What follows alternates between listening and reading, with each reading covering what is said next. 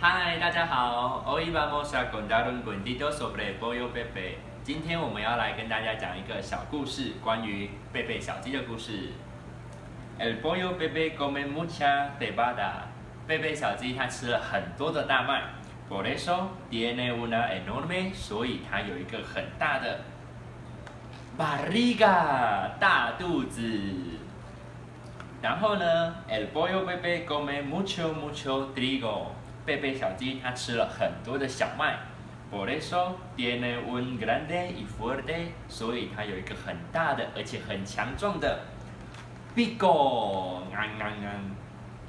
鸟嘴巴。好 ，el pollo Pepe come muchísimo maíz， 贝贝小鸡它吃了非常多的玉米，por eso tiene unas grandes， 所以它有一双非常大的 patas。还有一双非常大的脚丫子。